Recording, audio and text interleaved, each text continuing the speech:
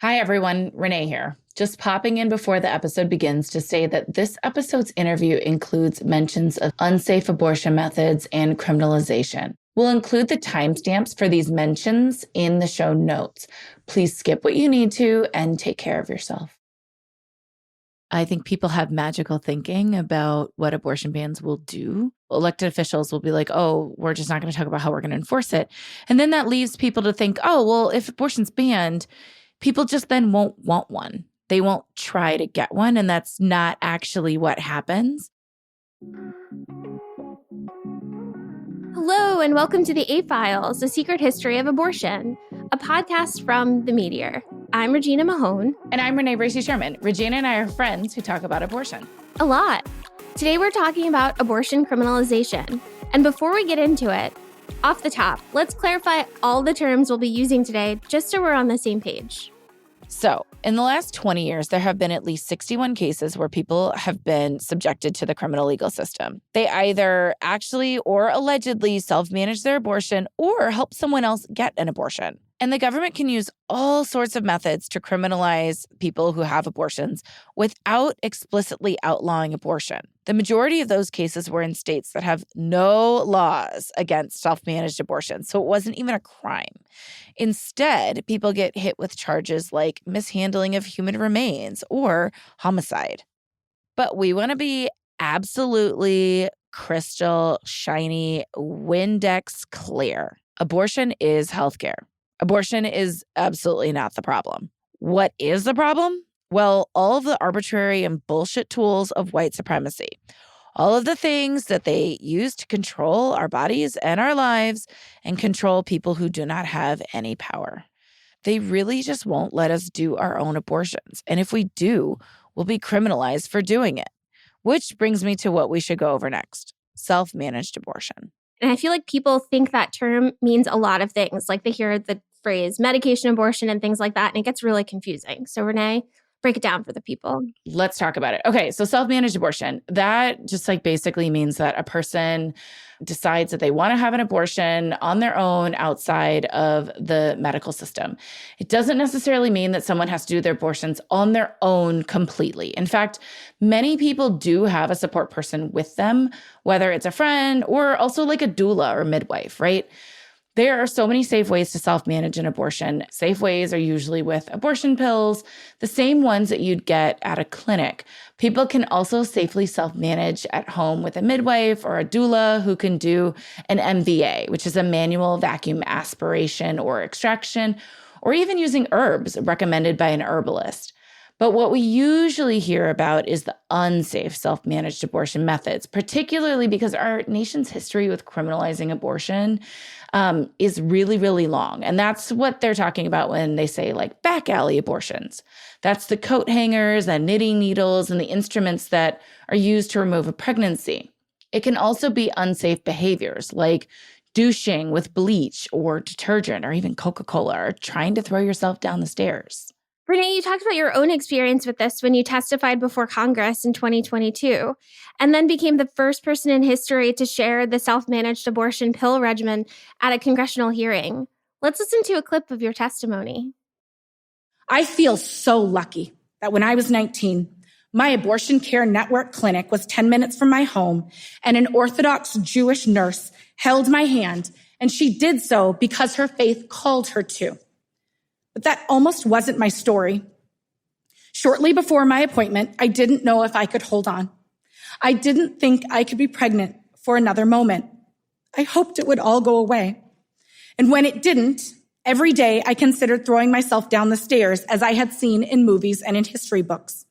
One night, I drank an unsafe amount of alcohol, believing it would cause a miscarriage. It didn't. Thankfully, I went to my appointment and received my abortion. That was when it was legal in every state.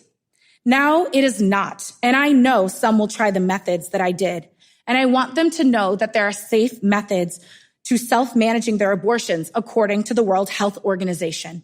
It is 1 mifepristone pill followed by 4 misoprostol pills dissolved under the tongue 24 to 48 hours later, or a series of 12 misoprostol pills, 4 at a time, dissolved under the tongue every 3 hours.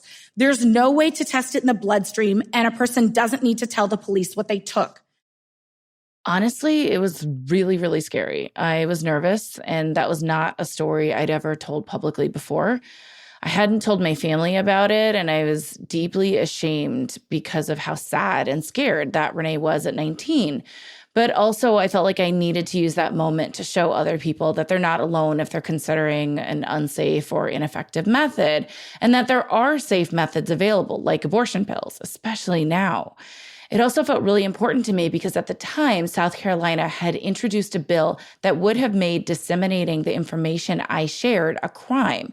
So to me, it was a really important free speech issue. Yeah, the laws around self-managed abortion, it's such a legal gray area, right? Like they're changing all of the time. Over a dozen states require that medication abortion be provided by a physician, which can be challenging in this climate where a lot of people are seeking appointments, but there are fewer states offering them. And if you self-manage your abortion, you could be charged with practicing medicine without a license. Okay, Regina, I'm raising my hand on behalf of the audience with this question I get all the time. Roe legalized abortion. So how is it that people were criminalized for their pregnancies while Roe was the law of the land? And why are we only talking about this now? The Supreme Court justices wrote the Roe decision very much centering the rights and opinions of doctors instead of the people who actually need the abortion. And subsequent decisions increased the amount of involvement the states could have in the ability for doctors to provide these abortions. It was never about giving the people who have abortions the ability to decide if, when, and how to grow their families. Right. And for me, here's the thing. Laws are both real and not real. Laws are ideas. They are ideas about how to corral and organize people and what set of morals are. And they're these like imaginary things until they get enforced. Laws are very real for some people because they are a set of rules that can be enforced to put people in jail and treat them a certain way. But also, laws aren't real because certain people are able to violate them all of the time. They're just ideas. The people most likely to be arrested, charged, and put in prison are people of color. That is not a coincidence. It's how the system was designed. So what makes laws real is how we experience them. Taking abortion pills on your own, for example, is legal in some states with a provider and illegal in other states when a provider is involved. But for example, in DC, self-managing an abortion or helping someone to do so is decriminalized. And you helped make that law happen, right, Renee? I did. I DM'd my city council member, Christina Henderson, and told her that we needed it as a law. And she proposed it, and it became one in February 2023. Shout out to DMing your city council member. It's the criminalization that makes the pills seem different. People need them just as much in Texas as they do in DC or California. Yeah, I was interviewing Farah Diaz-Teo of If, When, How for the book that we're writing, and she said it so succinctly. Criminalization is how we enact stigma. It's so true, right? The criminalization and stigma make this vicious cycle that keeps abortion inaccessible. Abortion is stigmatized, which paves the way for the laws banning it. And the enforcement through criminalization, which then adds stigma towards people who want to access it. And it's just over and over and over again. But in reality, no stigma or criminalization are ever needed. Renee, you wrote a really powerful piece for The Nation about how the police are often on the side of the anti-abortion extremists and not the patients or clinic escorts who are helping them get to their appointments. Yeah, the police are there to enforce the quote-unquote law, no matter whether the law is arbitrary or detrimental to people's lives. Our guest for today is Rafa Kidvai from the Repro Legal Defense Fund, and they have a lot to say about this. So let's get into our interview. Hi, Rafa. Thank you so much for being here. It's nice to be here. So can you introduce yourself and how did you end up in this role and working on the legal side of reproductive justice? Yeah, thank you so much for having me. I have so much respect for you both. It's a joy to talk to you. My name is Rafa Kidvai. I'm the director of the Repro Legal Defense Fund, which is at If, When, How. We're a legal group that defends, supports, and organizes for reproductive justice. We provide legal services and legal funding to help people determine if, when, and how they want to build a family. And so the people we provide legal services and legal funding to are those that are being criminalized for pregnancy outcomes like self-managed abortions. We also organize and train lawyers and law students to become the next generation of people who are providing legal services. The way that I got here to me makes a lot of sense. I don't know if it does externally. So I moved to the United States for college, and for my first year, started working with a bunch of other students to volunteer at the Civil Liberties and Public Policy Conference. One of the first sessions I attended was people talking about incarcerated mothers. And so, after college, I went to law school, became a public defender, worked with bail funds, and then experienced pregnancy. And I think all of that meant that I wanted to be doing this exact work all the time, every day. And so it doesn't feel like a detour, but maybe it sounds a little bit like it. It feels like a returning home, maybe. So for a lot of people, there isn't a clear connection between abortion bans and criminalization. I think part of the reason for that is because of the way anti-abortion elected officials do not say how they want to actually enforce their bans. They just focus on how their law is about stopping abortions. But the reality is, if you have a law making something illegal, the person breaking the law will then be held accountable in some way, right? So could you just explain a bit more about how abortion bans make people criminals? I have so many things to say to this question. So one, I would say that criminalization is not about people's actions, it's about people. I think that's fundamentally a problem with the conversation. So a criminal, by definition, is just someone the state wants to get. It's really not about someone's actions. It's not even about the law. It's really, who does the state want to target and control? And so where there are bans, I think they just tell you very explicitly, this is what the state is committed to controlling. And criminalization is often a response to people exercising their bodily autonomy audaciously, right? We know that in the vast majority of states, there was nothing explicitly in the law that said self-managing your abortion is quote unquote illegal. And yet we know that's where people have been investigated and arrested. And even now, with unprecedented control of abortion access, self-managed abortion continues to be the place where people are criminalized. And it's really because it's about the people who are self-managing. It's about which identities of folks don't have access structurally. It's about who the state doesn't want to have kids, certainly not on their own terms. And so people who self-manage are Black and brown, they're immigrants, they're people who are trans and queer, people who are sort of deemed on the margins, people who don't trust the medical system. Anyone who feels afraid of the state for good reason is going to probably overlap with the group of people that needs to self-manage their abortions. And so I think really what's happening here is that the state is trying to convince us that self-managed abortion is somehow more wrong. And the second we start talking about something being wrong or bad, I think what follows immediately is criminalization. Something I think about a lot is the way in which I think people have magical thinking about what abortion bans will do. Regina, like you said, elected officials will be like, oh, we're just not going to talk about how we're going to enforce it. And then that leaves people to think, oh, well, if abortion's banned, people just then won't want one. They won't try to get one. And that's not actually what happens. And I think that they forget that the entire point of the criminal justice system or injustice system is to dispose of people that we deem not contributing to society in a certain way that capitalism or white supremacy wants. I feel like this is a really big topic and somebody should make a podcast about that. Is there one like that, Rafa? Oh my God, you're so sweet, Renee. I have a podcast called Nobody Criminalized, and I would say, obviously, my best episode was when Renee came. Don't tell the others. And I didn't respond to one piece of your question, Regina, which was like, what does it do when you make the impact of abortion bans opaque? I mean, it's intentionally confusing, right? I think the whole point is for it to be intentionally confusing. I've talked to doctors about how they've had people leave their state to come get abortions when they didn't have to leave their state in the first place. And I think sometimes the work is done there alone. I think we see this in prosecutions all the time. The moment of an investigation is enough to create the cascade that destroys someone's life. And yes, in an ideal situation, you don't get convicted, you win at trial. But I have to say, as someone who tried cases, winning a trial is both one of the saddest, most exciting moments of your life at the same time. Because at that moment, you realize what little you're celebrating and how much has been lost along the way, and how much more of it is loss than win, even with the win at the end of the trial.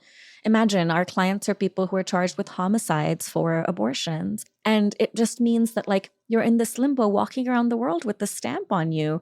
And the world has suddenly been made deeply inaccessible. You're marginalized further, which means that then you have to do things to survive. And the problem with this country is that our response to people trying to survive is to punish them. It's just such a fundamental problem.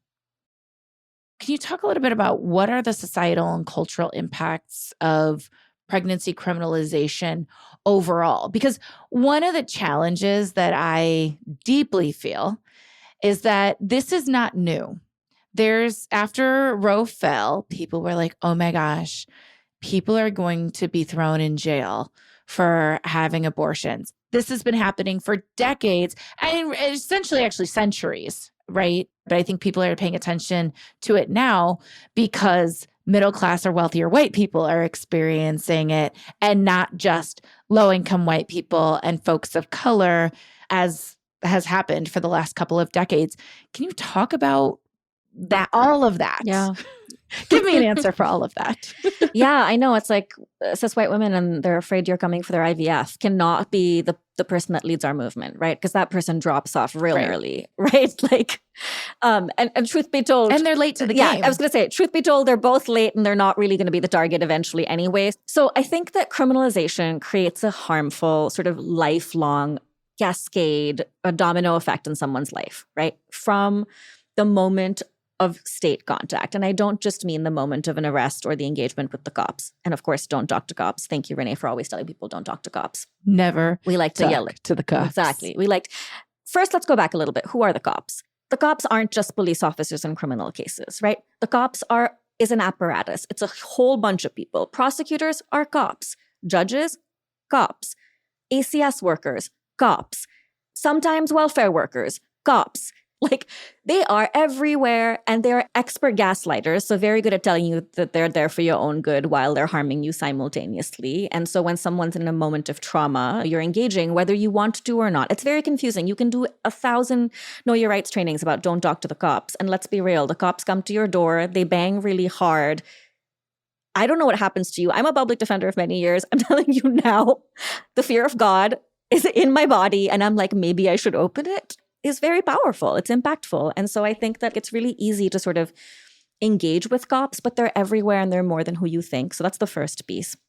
And because that's true and they're in every part of your life, you can lose your job, your housing, custody of your children. I mean, I think this is a really big one. I think we really need to be talking about the family separation system and how, moments after someone's arrested in a criminal case, there's an automatic removal of a child that the person has. And let's be real, a lot of abortion seekers, most are parents, people trying to be parents to the kids that they have. And so you've taken the person that they're doing all this for, right? You're taking that person away. And so I think fundamentally, yes, you lose resources, but you also lose community. When you're incarcerated, a lot of people talk about losing connection to the outside and not having enough contact. That's why I think there's so many letter writing programs, because it's deeply isolating emotionally. And so it's not just the cost. It's not just the I can't afford my life anymore. It's that it is painful to exist now, I think is the sort of impact of criminalization. Could you say a bit more about how the police work hand in glove, specifically with prosecutors and anti-abortion law firms to build cases against abortion providers and seekers? Yes. Okay, let me step back. Our legal system is one that sort of pits this idea of a perpetrator and a victim against each other. Obviously, these categories of people don't make very much sense at all in people's actual lives. I think that there is some confusion in the minds of people sometimes because prosecutors have done a good job of saying that they're doing stuff in the name of survivors, right? This is us. This is about interpersonal violence. We are stepping in, keeping the community safe. Obviously not true from the experience of survivors. And I think we need to think about survivors as not just survivors of intimate partner violence, but also state violence. And so anyone the state engages with experiences violence and experiences trauma. And prosecutors, I think people like to say overzealous prosecutors. I would say a prosecutor doing their job, and police have misused and misapplied laws to arrest people and get away with it. So you'll see in the abortion arena anything from manslaughter, homicide, to endangering the welfare of a child who's not been born yet, or chemical endangerment when someone uses antidepressants during pregnancy, right? That's not what the law was meant for. We're talking about laws that were written to protect survivors of IPV from experiencing injury while they were pregnant, now being used for abortion. That's not what the intention of the law was. Police officers and prosecutors don't care about the law. They just use anything they can. And then prosecutors use what we like to call the kitchen sink, where they literally just throw stuff at the person and hope something sticks. And they want it to be the most egregious thing so that they can charge the highest amount of bail for that purpose. So this isn't just an abortion situation. This is literally how the criminal punishment system works. They make shit up and then they do what they want. And so I think that's why it's so important for me to talk about cops as a category of people that we need to be organizing against, because it's not about the law. It's not about right, wrong, good, bad, victim, perpetrator. It's about a group of white supremacists that are committed to controlling certain bodies. So let's talk about those cases for a second. For example, there was a case of a mother and daughter out of Nebraska who were sentenced to jail time in 2023. A lot of people see these cases and are rightfully infuriated. It can garner a lot of headlines and public attention and outrage. But some of those cases aren't talked about as much in the public by movement leaders, organizations, other folks, right? People will send me these cases and say, oh my God, Renee, did you see this? Yes, I saw it. I saw it. I read it. I heard about it. I've probably heard about it before it was even an article. But I'm not posting about it. I'm not commenting on it publicly. I am declining the interviews. And I think that can be really confusing to people because they're like, well, shouldn't you be outraged? Shouldn't you be like drumming up attention and outraged with your words publicly and like talk about it? But there's a reason we don't do that on purpose. Also, being outraged online is not the only way to be outraged. I just have to say that. But we don't do that on purpose. Rafa, can you tell the listeners why we do that? I have a bunch of different feelings about this. One, I think for the most part, whether a case is public or not is decided by the state. So the earliest descriptions that are leaked by cops and prosecutors. They're meant to sway public opinion. And then I think that creates a cascade of legal consequences for somebody. Remember, a jury is the jury of your peers. It's your community. And if your community has been told a bunch of lies about you and stories about you, even if they know not to believe them, those seeds have been planted. None of our brains are that strong, y'all. We are all susceptible to stigma. We're all susceptible to bias. And it's relying on that. When you're seeing someone in a lineup, you immediately assume a number of things about them, whether you intentionally believe it or not, just seeing them in that position. And then, in my most vulnerable, traumatized moment, do I want to be photographed and then have that image replicated over and over again? Absolutely not. Journalists are really trying to get people to pay attention, which means they use the images that get people to pay attention. They use mugshots, they use people in handcuffs, they use people crying. None of these things are good for the person themselves. So I think that the primary issue that a lot of our movement has is that the decision to make a case public is not about the person themselves. And that is a huge problem. Some of our large organizations literally, I think, parade their clients around to talk about their cases. And I hope that they do that thoughtfully, and I hope that they do that with the person's consent. You can have anything you say be spun when there's the impetus to do so. So I think that giving out information is really dangerous, even if it's something that the person wants. And part of telling someone when you're preparing them for a case is to say, your face is going to be on billboards. You're going to be recognizable. Some people in this world are going to continue to believe what they believe about you. This could mean you lose your job. So when I think about a case, I don't know. If I'm not thinking about the person, it's very easy to make it public. And if I'm thinking about the person, it's a very difficult decision. It's really laying out what that means for somebody and how long lasting that stuff is and how the internet is kind of forever and how terrifying and scary that is. And also, someone's defense can change right up to the moment of trial. And so in some ways, when you tie someone to a public story, you're kind of tying them to a narrative that now the prosecution can use to claim inconsistencies where they do not exist. And so we don't want to give them any fuel. And I think, Renee, it's funny that people reach out to you and say, have you heard about this case? Because I imagine you've heard about this before they've heard about this. But you're making a decision in that moment to not talk about it, even though you know people are looking to hear you talk about it. I think that's actually really powerful and meaningful. I would love people who are public about their words to say, actually, it's equally important when not to speak as it is when to speak. And then, there will be times maybe when someone wants to tell their story, and that better be a really smart strategic move. But I will tell you now, we are not giving the feds their material. We don't need to do their work for them. Well, I did want to just jump in and say real quick, part of why we wanted to ask this question is because we want people to think about the role they play when they amplify these stories, whether or not they've read them, feel comfortable with what's in there, and what resources should have been shared that weren't shared. Like all of these things, because we all are playing a role in our sharing of media and our talking about these stories and things like that. Yeah, for me, it just comes down to consent. Did this person consent for their story to be out there? And I- is it's not clear because I cannot imagine that any of us would like to be known from one of our worst or hardest moments in which someone, the state, said lies about us. That is really, really difficult. And when we work with abortion storytellers, yes, their stories are polished, right? And not in a way of so much like a PR, let's make it look good way.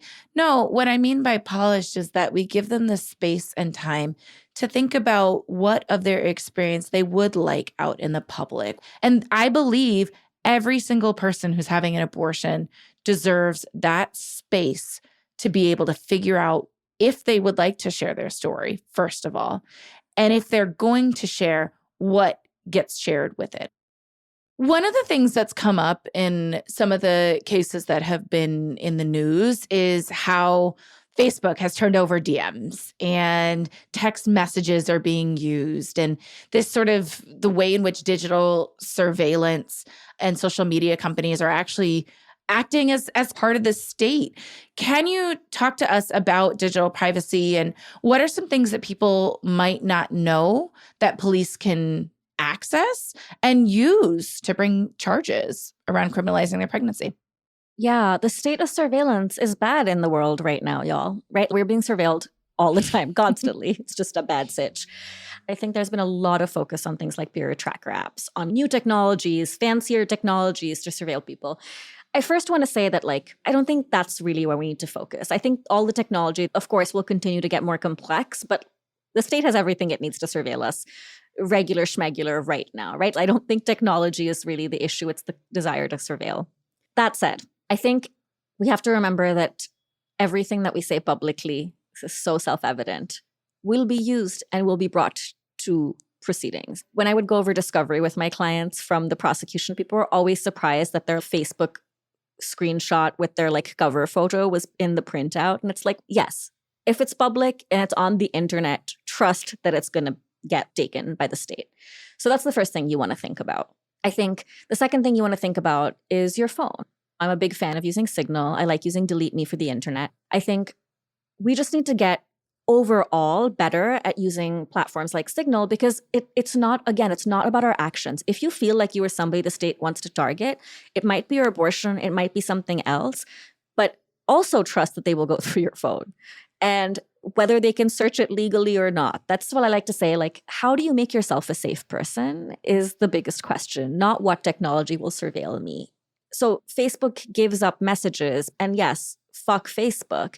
And at the same time, those messages were handed over by a person who got afraid of the government, right? And do we want to blame that person? Yes or no, I don't know that person, but I can say that the state is pretty powerful, and a police officer coming to a young person and asking them for information with the risk that they too might be punished in some way or impacted in some way is a valid fear. It's a human response. And so I think that, yes, technology is important. Think about what you're putting up on your public Instagram for real. Really, really think about it. It's not about silencing yourself, I think, is how you have to think about it. It's about shifting the strategy maybe in your mind a little bit to realizing, actually, I'm not trying to give them stuff to criminalize me. I think we feel very comfortable giving the government information even when it's not asking for it. And I think maybe making ourselves a little bit more resilient and learning to say no culturally is where we need to focus around surveillance. So be smart about it if you can. And I know that's a hard thing to say to people because we're trying our best, We've talked a bit about abolition. We've talked a lot about policing. What would police and prison abolition mean for the reproductive justice movement? What would that look like? So one, abortion itself feels like abolition, feels like, they're like twinning. I think that people often think of abolition as breaking things down. And I always like to remind people it's about building things up.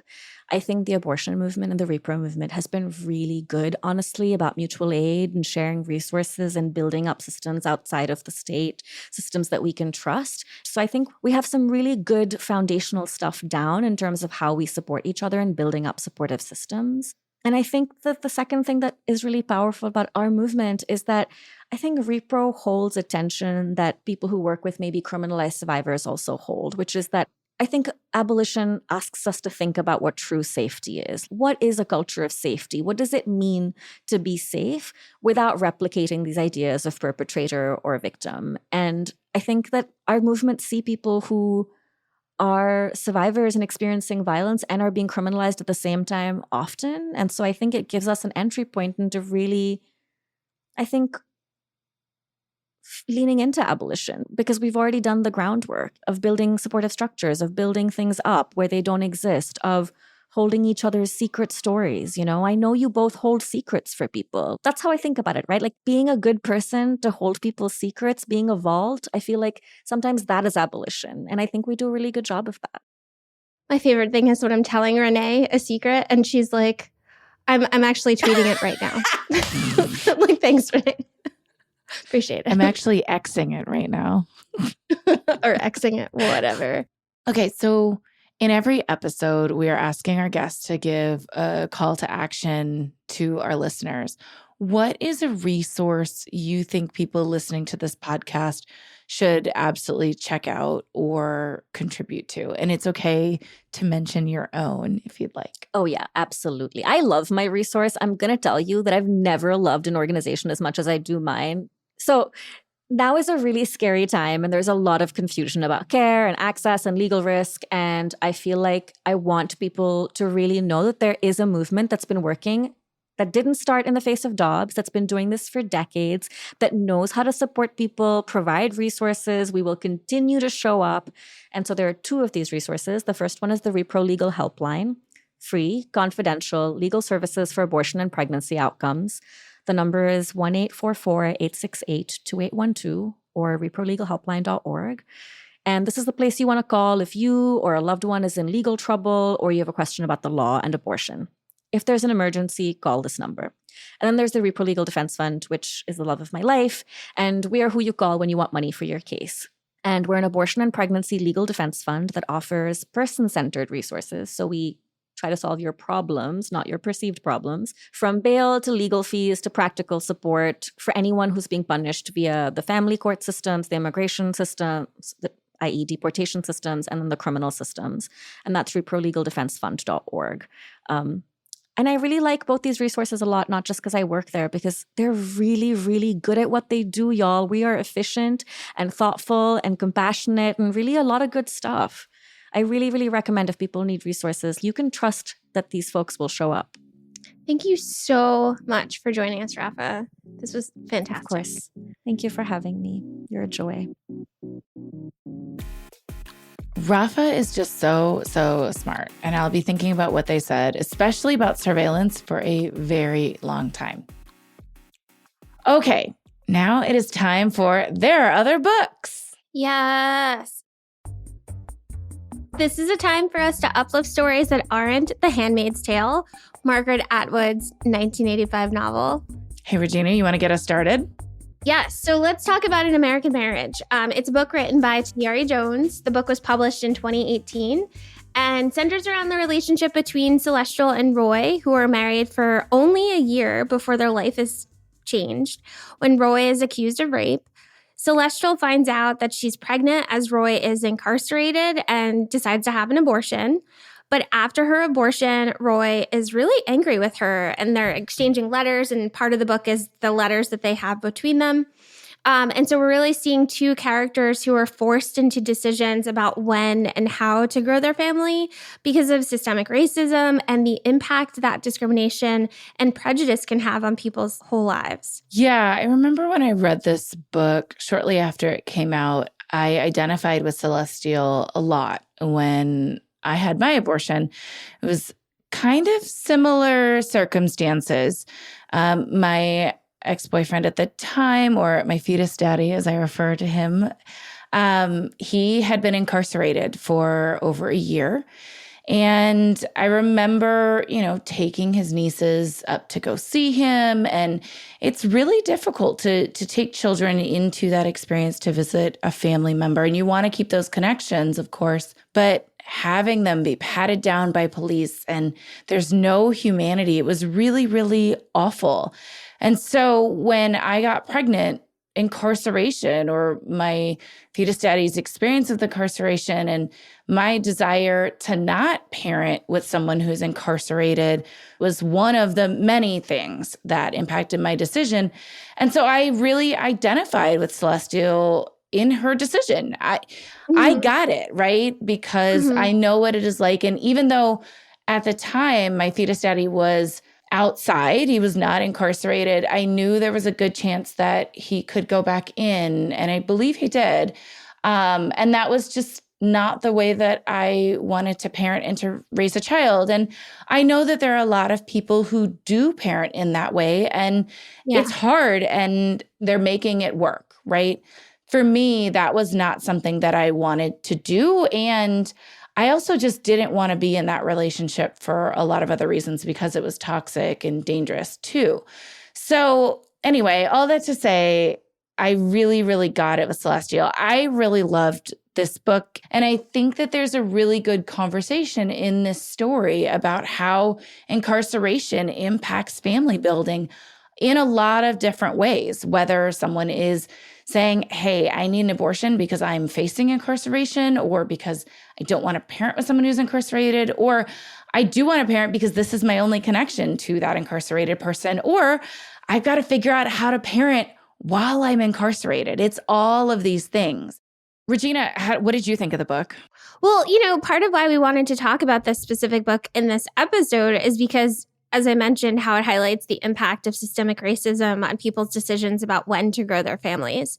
And I wanted to highlight because for me, this book brought up a lot around immigration and the storytellers I've edited who've talked about the way that being undocumented in the U.S. immigration policies also affect their decisions around when to grow their families. Because, of course, that is directly related to someone being incarcerated or being removed from this country and threats of deportation, and how they can have their children put into the foster care system as a result of the U.S. immigration policies. Renee, it's almost as if all of these harmful policies are connected or something. I don't know.